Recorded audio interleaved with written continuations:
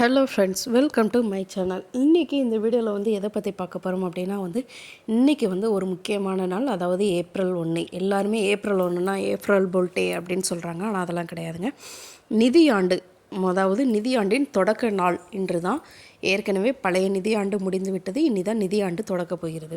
So இன்றைக்கி நிறைய ரூல்ஸ்லாம் update பண்ணுவாங்க. அதுக்கப்புறம் எல்லாருமே பார்க்குறது இன்கம் டேக்ஸ்.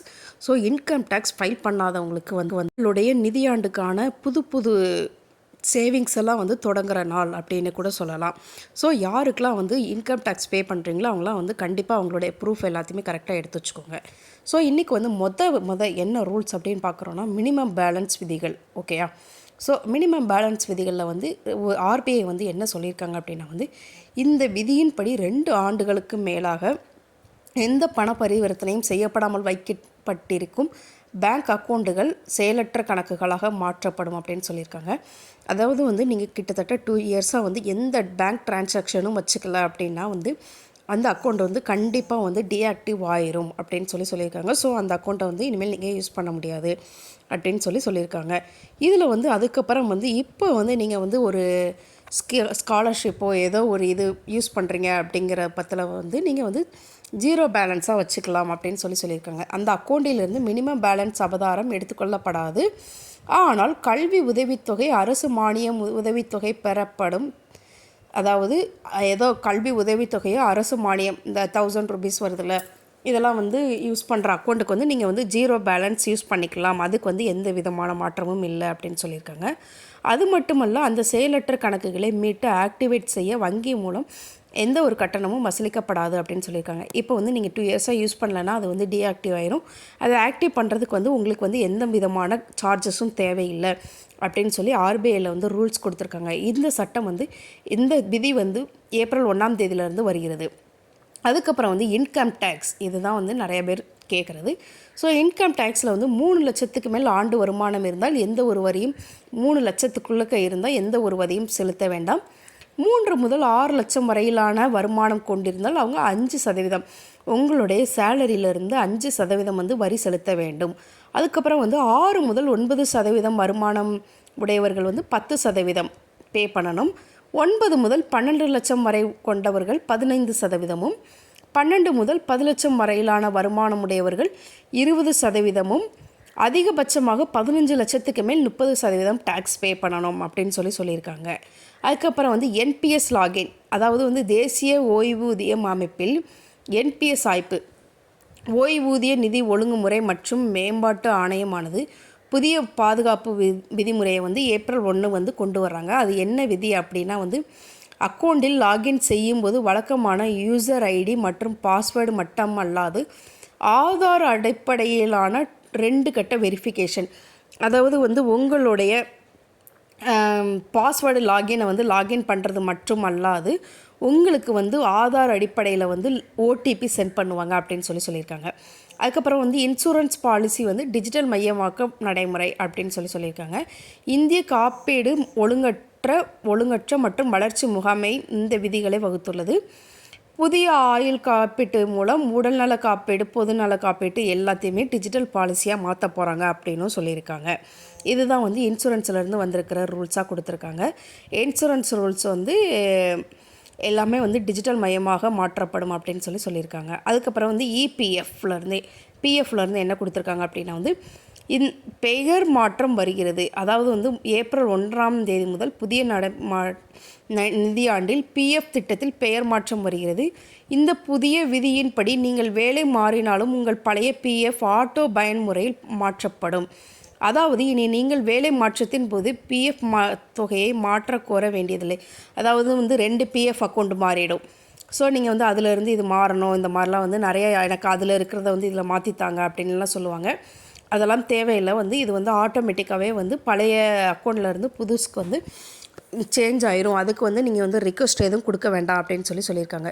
அதுக்கப்புறம் ஃபாஸ்ட்ராக், எல்லாருக்குமே தெரியும். ஃபாஸ்ட்ராக் இனிமேல் ஒரே ஒரு ஃபாஸ்டேக் ஒரு வாகனத்துக்கு வச்சுருக்கணும் அப்படின்னு சொல்லிட்டு ஒரு வாகனத்திற்கு பல ஃபாஸ்டேக் யூஸ் பண்ணால் அவங்களுடைய ஃபாஸ்டேக்கில் வந்து முடக்கப்படும்னு சொல்லியிருக்காங்க. அதுக்காக தான் வந்து நீங்கள் வந்து கேஒய்சி அப்டேட் பண்ணணும் ஃபாஸ்டேக்குக்கு அப்படின்னு சொல்லியிருக்காங்க.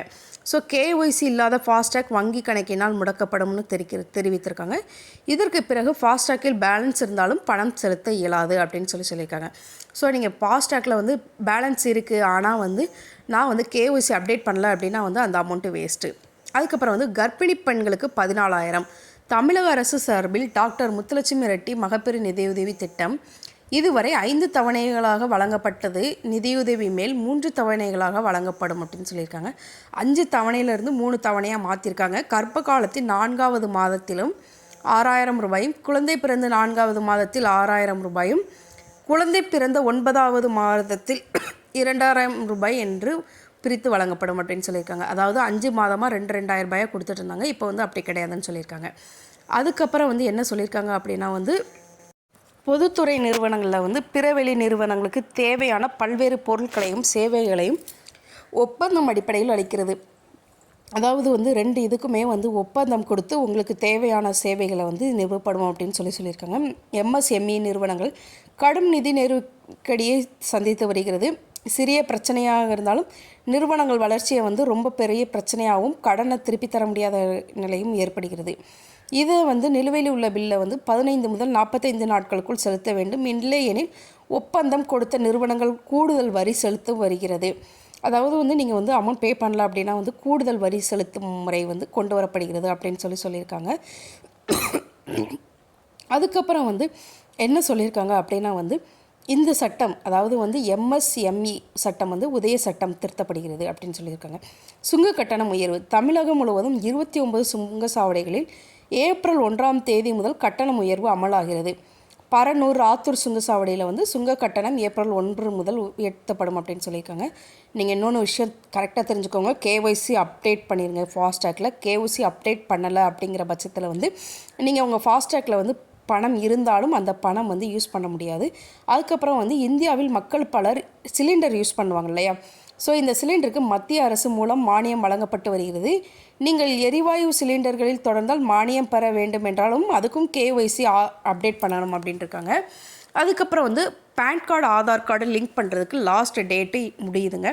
ஸோ நீங்கள் PAN card, Aadhaar card link பண்ணலைன்னா கம்பல்சரி வந்து லிங்க் பண்ணிடுங்க.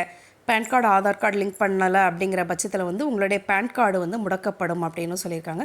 ஸோ பேன் கார்டு முடக்கப்பட்டால் உங்களுடைய எந்த டேக்ஸ் ரிட்டர்ன் எதுவுமே யூஸ் பண்ண முடியாது. அதை முதல்ல தெரிஞ்சுக்கோங்க. அதுக்கப்புறம் வந்து யூபிஐ மூலியமாக டிஜிட்டல் பணவர்த்தனை செய்வதற்கு வசதி அதிகப்படுத்துகிறது. இந்திய ரயில்வே நிர்வாகம் மூலியமாக முன்பதிவு இல்லாத ரயில் பெட்டிகளில் பயணிப்பதற்கு டிக்கெட்டை இனிமேல் கொடுத்து எடுக்க வேண்டிய தேவையில்லை. டிஜிட்டல் பரிமாற்றம் செய்து எடுத்துக்கொள்ள முடியும் அப்படின்னு சொல்லியிருக்காங்க. ஸோ நீங்கள் டிஜிட்டல் பரிமாற்றம் செஞ்சு கூட நீங்கள் வந்து உங்களுடைய அமௌண்ட்டை வந்து பே பண்ணிக்கலாம். நீங்கள் வந்து ரயில்லேருந்து டிக்கெட் எடுக்கணும் அப்படிங்கிற அவசியம் இல்லை அப்படின்னு சொல்லியிருக்காங்க. இதுதான் வந்து ரயில்வே டிபார்ட்மெண்ட்லேருந்து வந்திருக்கிற அப்டேட் கொடுத்துருக்காங்க. அது மூலியமாக நீங்கள் எப்படி எடுக்கலாம் அப்படின்னா வந்து தமிழ்நாட்டை பொறுத்தவரை 100 நாள் வேலை திட்டத்தில் வந்து 294 ரூபாயாக இருந்தது வந்து கூடுதலாக ரூபாய் 25 கொடுத்துருக்காங்க. அதனால் வந்து 319 ரூபாய் 100 நாள் வேலை திட்டத்துக்கு வந்து பணம் கொடுக்குறதா சொல்லியிருக்காங்க. ஸோ அவங்களுக்கு வந்து இன்க்ரிமெண்ட் ஆகிருக்கு 319 ரூபாயா. இதுதான் வந்து அதுக்கடுத்த அப்டேட்டு. ஸோ இந்த எல்லா அப்டேட்டுமே வந்து ஏப்ரல் 1ஆம் தேதி, அதாவது இன்னிலிருந்து புது நிதியாண்டு தொடங்குது. எல்லாருமே வந்து டேக்ஸு சேவ் பண்ணுறதுக்கு என்னென்ன ப்ராசஸ்ன்னு அதையும் முதல்ல தெளிவாக பார்த்துக்கோங்க. அப்படின்னா தான் வந்து உங்களுடைய டேக்ஸ் சேவிங்ஸ் வந்து ரொம்ப யூஸ்ஃபுல்லாக இருக்கும். ஓகே ஃப்ரெண்ட்ஸ், இந்த வீடியோ ரொம்ப யூஸ்ஃபுல்லாக இருக்கும்னு நினைக்கிறேன். Thank you, bye by.